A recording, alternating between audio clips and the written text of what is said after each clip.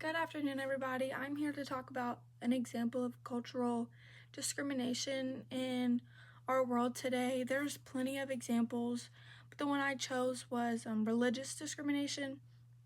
As someone who is religious, I am a Christian and pretty outspoken about it, so I, of course, found a topic that was interesting to me. Joe Kennedy was a high school assistant football coach in Washington, the state of Washington, and he was fired from his job in 2015 due to him praying after football games on the 50-yard line. He was praying in private, but obviously it was clear that he was making a statement. Although it wasn't very outspoken, it was to the visible public eye. So he fought with the Supreme Court for between 2015 and 2022 and ended up actually winning 6-3, and Coach Kennedy is back.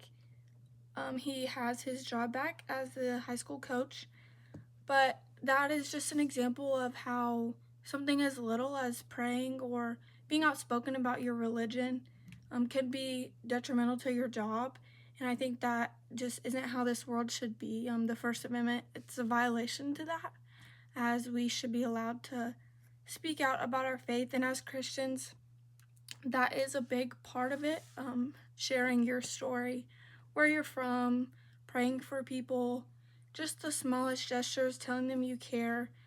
A big part of the Christian faith is talking about like how much you love someone and you should love as Jesus did. And so if you believe that, then a little prayer at the end of a football game is just the start of something that could be really big.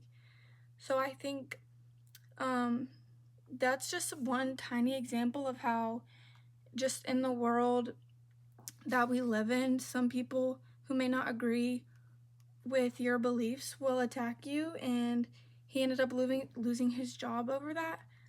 Thankfully, he did get his job back in 2022, and he's back to being a high school football coach.